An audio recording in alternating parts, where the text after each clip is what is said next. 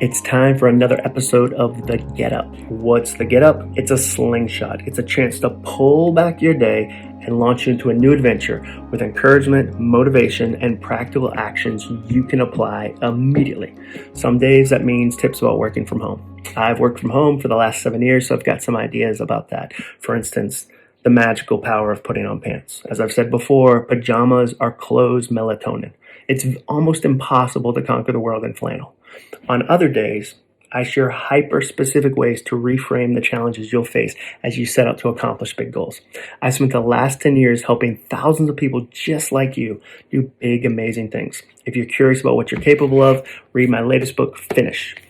If you miss an episode, subscribe to my YouTube channel, hit that like, subscribe. You can rewatch all of them by looking up Jon Acuff. Today's episode, I'm going to teach you how to survive a new crisis. That's the title, How to Survive a New Crisis. In 2001, I lost my job during the dot-com bust. Another way to say that sentence is, a few months later, after getting married and bringing my southern wife to Boston, I lost my job. My in-laws probably would have said the sentence that way. That was not a great start to my introduction to their family. A few months later, after that, 9/11 happened and sent me and our entire country back into crisis mode.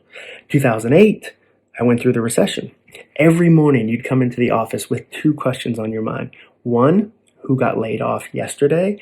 And two, will I get laid off today? The woman sitting next to me lost her job in a flurry of tears one afternoon. I'll never forget. Our mutual boss told me how difficult it was for her to do that.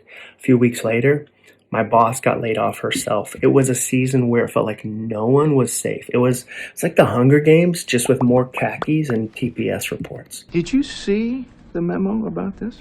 Now, those are big national crises that were out of my control. There are other times when I got fired from my job, when I made mistakes that had big consequences, and when I had to take huge steps back to rebuild everything. All told, with very little work, I can think of at least 6 crises that I've gone through in the last 20 years. Why am I thinking about those right now? Well, it's really simple. During a new crisis, fear always tries to tell you 3 things. Fear will tell you, number 1, this is the first crisis you've ever gone through. It's the very first one. Number 2, fear will tell you, this crisis will never end. This one is forever. And number 3, fear will tell you, you don't have what it takes to make it through this crisis. And I'm here to tell you all 3 of those things are lies. If you're old enough to tie your own shoes, you've gone through a crisis. This isn't the first one you've experienced. You've already done difficult things before. Number 2, this crisis isn't forever.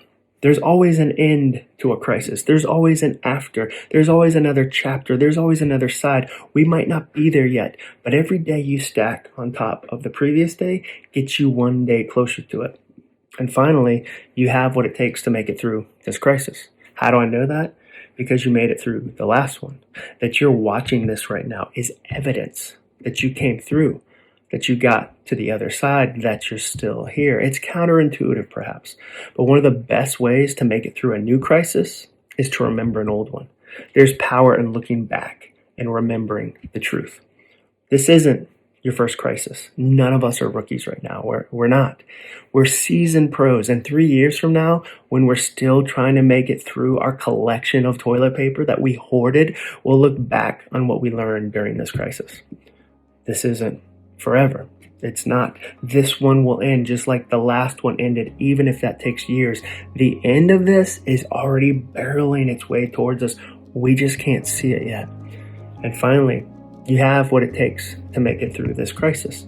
You made it through the last one, you're going to make it through the next one. The next time fear lies to you, don't listen.